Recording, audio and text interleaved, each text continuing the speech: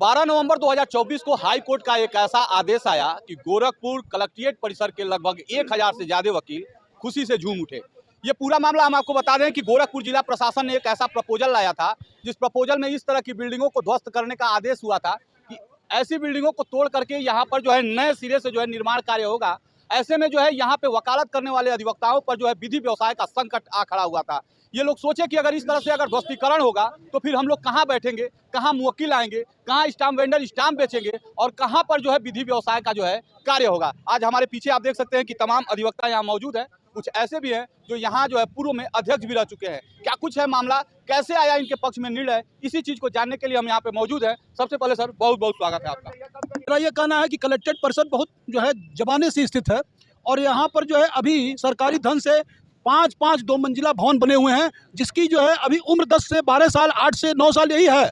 और इन सारे भवनों को और सरकारी धन से बने हुए तमाम अधिवक्ता शेडों को, इस सारे को तोड़ करके जिला प्रशासन जो है जिले के जो है फैले हुए शहर के विभिन्न क्षेत्रों के विकास भवन से लेकर के सप्लाई विभाग, शिक्षा विभाग, सारे विभागों को, इस वकीलों को हटा करके यहाँ लेने की प्लानिंग में जो है नक्शा तैयार किया और उस नक्शे के आधार पर जो है डिमोलिश करने की योजना बनाते हुए इन्होंने बुलडोजर यहाँ खड़ा कर दिया।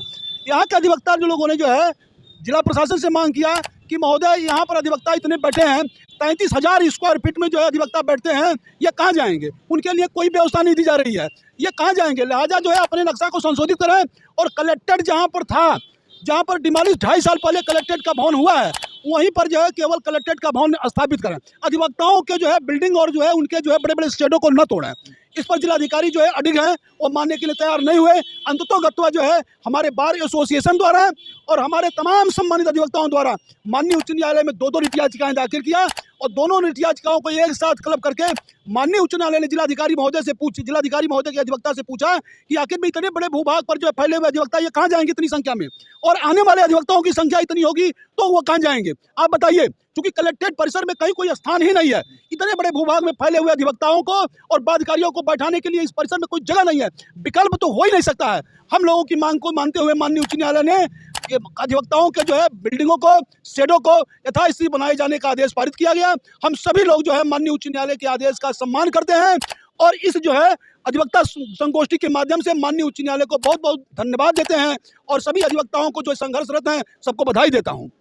अक्सर देखा जाता है जब किसी वाद विवाद में अगर मामला आता है तो अक्सर जो है बातचीत से उस मामले को जो है सुलह किया जाता है। ऐसा क्या कारण हुआ, कौन कौन से अधिकारियों के पास आप लोग गए जहां निराशा मिली कि लास्ट में जो है हाई कोर्ट जाना पड़ा? अधिवक्ता शेड चैम्बर बचाओ संघर्ष समिति जिंदाबाद जिंदाबाद, अधिवक्ता साथियों जिंदाबाद। अब हम आपको यह बता दें कि शासन और प्रशासन की हठबाजिता के खिलाफ जब उनके मन में यह सुगबुगाहट आया कि अधिवक्ताओं का चैम्बर और शेड हम तोड़ देंगे, तो मैंने लगातार इसके लिए अनवरत संघर्ष किया और रोज बढ़ता रहा और सरकार को आगाह करता रहा कि अगर अधिवक्ता का चैम्बर और टीन शेड टूटेगा तो मैं प्रशासन और शासन की ईंट से ईंट बजा दूंगा और टूटने नहीं दूंगा। मैं आपको आपके माध्यम से बताना चाहता हूं कि माननीय उच्चतम न्यायालय ने माननीय उच्च न्यायालय के फैसले के बाद समूचे प्रदेश में बुलडोजर पर ब्रेक लगाया है और माननीय उच्च न्यायालय इलाहाबाद ने एक दिन पहले ही ब्रेक लगा दिया। मैं माननीय उच्च न्यायालय के फैसले का स्वागत करता हूं और सभी संघर्षरत साथियों को बहुत बहुत बधाई देता हूं कि वो अपनी मंशा के लिए लड़े रहे और हमको एक आशा जो है अपनी झोपड़ी बचाने का मिल गया। आगे अगर कोई आफत आएगा तो फिर हम लोग उठ खड़े होंगे। हाई कोर्ट के इस फैसले से जो है यहाँ पे मौजूद कितने अधिवक्ताओं को जो है इसका लाभ मिलने वाला है और इस फैसले पे एक पूर्व अध्यक्ष होने के नाते आप क्या?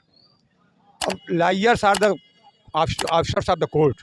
जो भी नक्शा प्रशासन ने बनवाया उस नक्शे को बनाते समय हमारे अधिवक्ता एसोसिएशन की और अधिवक्ताओं की कोई सहमति नहीं ली गई और बिना सहमति लिए ही वह का नाम है भवन जो बहुत पूर्व का नाम है 12 के बाद बने हुए हैं, उनके भी जगह पर का नाम है जैसे विकास भवन है, अभी कई करोड़ रुपया लगा करके आज 10-12 साल पहले वो बना, उसको भी शिफ्ट करने का उस नक्शे में ऐड कर दिया गया। यानी जितना था किसी भी तरह से मुख्य उद्देश्य था कि इस कलेक्ट्री का नाम निशान मिटा दिया जाए, जब जो विश्व सूत्रों से पता चला है, और इस कलेक्ट्री को पूरा क्या नाम है वो पर्यटन स्थल पर कर दिया जाए जिससे यहाँ इसका कोई एग्जिस्टेंस न रहे। ये तो ये बजरंग बली की कृपा है और उन्हीं की प्रेरणा से माननीय उच्च न्यायालय के जस्टिस, जिसको हम अपने तरफ से, अपने पूरे एसोसिएशन की तरफ से मैं धन्यवाद ज्ञापित करता हूं कि कम से कम अभी भी न्याय जिंदा है। उन्होंने इस बात को एहसास किया कि अधिवक्ताओं के साथ वहां का प्रशासन 3-3 बार 4-4 बार का नाम है रिपोर्ट मांगने के बावजूद यहाँ के जिलाधिकारी ने उस रिट में, जिसको माननीय शिवजतन भारती आदि ने दाखिल किया है, उसमें 4-4 बार रिपोर्ट मांगी गई कि 700-750 लायर्स जो हैं, जो उसमें अकोमोडेट नहीं हो रहे हैं, जो बिल्डिंग बनी है उसके लिए आप क्या व्यवस्था कर रहे हैं। उस अकोमोडेशन के बारे में 3-3-4 बार करने के बाद भी आज तक कोई उसका जवाब नहीं दिया गया। एंड एट लास्ट मोमेंट माननीय उच्च न्यायालय ने व्यवस्था ये व्यवस्था दिया कि अब कोई भी ध्वस्तीकरण नहीं होगा, और ये कहा कि फिर भी अगर उनको कोई जवाब देना हो तो दें कि ये जो लायर्स हैं वहाँ पर वो क्या नाम है, उनके लिए अकोमोडेशन की कौन सी व्यवस्था की गई। इसमें केवल प्रशासन के साथ साथ हमारे भी हम नाम तो नहीं लेना चाहते हैं। अब ये बताइए, वो मालखाना है, उस मालखाने में कितने अवैध का नाम है असलहे सीज हुए हैं, वो सारे के सारे रखे गए हैं। आप किस आधार पर उस मालखाने का अस्तित्व समाप्त कर देंगे? और आप जाकर के सबको कह दें वहाँ चलो वहाँ चलो वहाँ चलो, नतीजा क्या होगा? और एक भी अगर का नाम है उसमें गायब हुआ तो who will be responsible for that? अगर उसमें कोई थेफ्ट हुई, जितने सीज हैं उसमें उसके लिए क्या कौन सी व्यवस्था करेगी? तो ऐसी परिस्थिति में ये तानाशाही रवैया था जिस पर लगाम माननीय उच्च न्यायालय ने लगाया है। इसके लिए हमारे बाबू जितेंद्र त्रिपाठी, नंद किशोर पांडे, हई बाबू ज्ञाननारायण लाल, भास्कर दुबे, क्या नाम है ये के तिवारी और क्या नाम है रविंद्र श्रीवास्तव, ये आज सभी लोगों के सहयोग से आज वह दिन देखने को मिला जो थ्रेटनिंग थी प्रशासन की तरफ से, बसा गुजारने की जो थ्रेटनिंग थी उस पर पटाक्षेप माननीय उच्च न्यायालय ने अपने 12 तारीख के आदेश में किया है। इन्हीं शब्दों के साथ में सुनिए, अभी तक जितने लोग बोले हैं, क्योंकि वक्ताओं की बड़ी संख्या है, तो उन सबके विचार से संबद्ध करता हूँ। जो इनके विचार है वही मेरे भी का दोहराऊँ, उसी को बार बार रिपीट करने को। सर्वोच्च न्यायालय ने यह व्यवस्था दिया है, advocates are the officer are the court, तो हम भी इंक्लूड है कोर्ट में, तो मेरी व्यवस्था पहले उनको करनी पड़ेगी। सर्वोच्च न्यायालय की व्यवस्था है कि जहाँ कलेक्टर बैठेगा, कलेक्टर की बिल्डिंग होगी, उसी में अधिवक्ता भी रहेंगे। उनकी बिल्डिंग जो बन रही है 8 तल्ले की 6 तल्ले की, उसमें भी 1 तल्ला एडवोकेट्स का होगा। और यही जो है फाइनल हाईकोर्ट ऑर्डर भी करेगी। हाईकोर्ट के अब तक के आदेश का मैं सम्मान करता हूं, ताकि उसके बाद ये हमारे वरिष्ठ एडवोकेट जितेंद्र तिवारी जी हर तारीखों पर हाईकोर्ट में उपस्थित रहते हैं, और हर इनका जो है काफ़ी इनका भी मैं सम्मान करता हूं, और सारा हमारा अधिवक्ता समाज भी इनका सम्मान। आप क्या कहेंगे? क्या असल में जो है हम लोग जो है वकील से पहले स्टार्टिंग पीरियड में जब हम लोग आए जो है, तो चूँकि जो है 60 में जो है चूँकि जो सब लोग कह रहे हैं वही हमारा भी हुआ है। थोड़ा ना जाए। हमारा कहना ये है कि ये प्रशासन हम लोगों के साथ जाति कर रही थी, और मुख्यमंत्री जी का यह जो उद्देश्य है ये अधिवक्ताओं के हित के बिल्कुल विपरीत है। जो नक्शा बना उस नक्शे में अधिवक्ताओं का जगह न दे करके उन्होंने अधिवक्ताओं के साथ अन्याय किया है। अगर ये कलेक्ट्रेट है तो कलेक्ट्रेट में कलेक्टर के साथ अधिवक्ताओं का होना आवश्यक है। हमारी जो बिल्डिंगें हैं, ये बिल्डिंगें 10 से 12 साल पुरानी बनी हुई है, और उसमें हम बैठ करके और प्रैक्टिस करते हैं, और उसका डिमोलिशन ये कराना चाहते हैं। हमारा कहना यह है कि कोई भी व्यक्ति अगर 12 साल तक किसी अवैध जमीन पर रहता है तो एक्ट उसको उसका भूमिधर घोषित करता है। और हम तो यहाँ उत्तराधिकारी के रूप में आए हैं, अंग्रेजों के शासनकाल से बनी हुई कलेक्ट्री कचहरी है, और उसमें बैठ के विधि व्यवसाय करते हैं। ऐसी परिस्थिति में अगर वो डिमोलिशन कराते हैं तो ये कच्चा ही उचित नहीं है। और हाई कोर्ट के आदेश का मैं पूर्ण रूप से सम्मान करता हूँ, अपने भाइयों का भी सम्मान करता हूँ जिनके अथक प्रयास से हाई कोर्ट ने हमको यह आदेश दिया है। क्या कहेंगे? हमारा यह कहना है कि हम माननीय उच्च न्यायालय के आदेश का समादर करते हैं। उच्च न्यायालय ने हमारी स्थिति को ध्यान रखते हुए आदेश पारित किया। दूसरी बात यह है, कलेक्ट्रेट जो होता है पूरे जिले का हृदय होता है। जो है जब पूरे जिले में सभी अधिकारी से आदमी फेल होता है, सीएमओ हो, डिप्टी सीएमओ हो, एसपी हो, एसएसपी हो, नगर निर्माण निगम हो, नगर निगम, सबसे फेल होने के बाद कोई भी व्यक्ति पीड़ित व्यक्ति जो है कलेक्ट्रेट आता है कि कलेक्टर साहब हमारी सहायता करेंगे, और कलेक्ट्रेट को ही समाप्त किया जा रहा है। जो है तो ऐसी परिस्थिति में अगर हृदय को आप समाप्त कर देंगे जो है तो पूरे जिले का समाप्त आ जाएगा। अब तो मान लीजिए कि जो है आदेश आ गया है, हाई कोर्ट ने जो है स्टे दे दिया।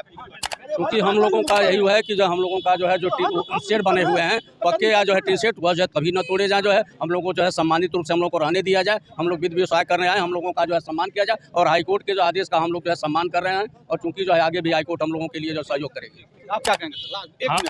हमारा ये कहना है कि संविधान के अंतर्गत कोर्ट की परिकल्पना तभी की जा सकती है जब बार और बेंच दोनों मौजूद हों।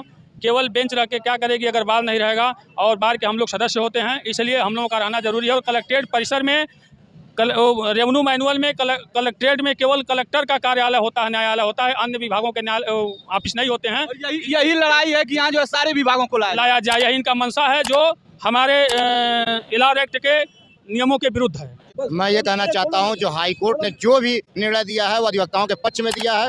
आप खुश हैं? हम उससे खुश हैं, क्योंकि जो है यहाँ पे जो है जो नक्शा सरकार द्वारा बनाया गया है अधिवक्ताओं के विपरीत बनाया गया है, और यहाँ पे जब अधिवक्ता विहीन कचहरी नहीं होती है, इसलिए जो भी पारित किया गया निर्णय वो सही है। मैं इसका पूर्ण रूप से समर्थन करता हूँ। क्या कहेंगे सर, क्या कहेंगे? माननीय उच्च न्यायालय ने जो निर्णय दिया बहुत सही है। आने वाले भविष्य में कचहरी में आने वाले अधिवक्ताओं के लिए भी उसने व्यवस्था बनाई है, ये अति उत्तम है और इस पेशे के लिए जो है भविष्य उज्ज्वल है। और कोर्ट जो है, हाई कोर्ट जो है वह बहुत ही जागरूक है इस प्रोफेशन के प्रति, जो है यह निर्णय बहुत ही उत्तम है। आप युवा हैं, आप क्या कहेंगे? हम ये कहना चाहेंगे कि जो हाईकोर्ट का निर्णय आया बहुत अच्छा निर्णय आया, क्योंकि ये सरकार मनमाने ढंग से कार्य कर रही है। इस सरकार में वो अपने तरीके से सारे सिस्टम को हाईजेक कर रही है। उसी के विरोध में हमारे अध्यक्षगण मंत्रीगण गए थे हाईकोर्ट में, जो स्टे लगा है, रोक लगा है, बहुत अच्छा है। बिना नक्शा पास कराए गलत तरीके से ये सरकार अपने इसी के अगेंस्ट हाईकोर्ट सुप्रीम कोर्ट ने भी दे दिया कि बुलडोजर वाली कार्रवाई रोकी जाए। तो इस सरकार के विरोध में जो हाईकोर्ट ने निर्णय दिया, इससे हम लोग बहुत खुश हैं, हम लोगों में खुशी की लहर है। ठीक है, अगर कहा जाए तो ये वो अधिवक्ता हैं जो दूसरों की जमीनों की लड़ाई लड़ते हैं, दूसरे के हक अधिकार की लड़ाई लड़ते हैं, लेकिन यहाँ सिचुएशन ऐसा बनाया कि इनको अपने जगह के लिए, अपने बैठने की जगह के लिए लड़ाई लड़नी पड़ी, वो भी हाई कोर्ट तक। बाकी अपनी प्रतिक्रिया जरूर दीजिएगा। फिर होगी मुलाकात अगले खबर के साथ, तब तक के लिए नमस्कार।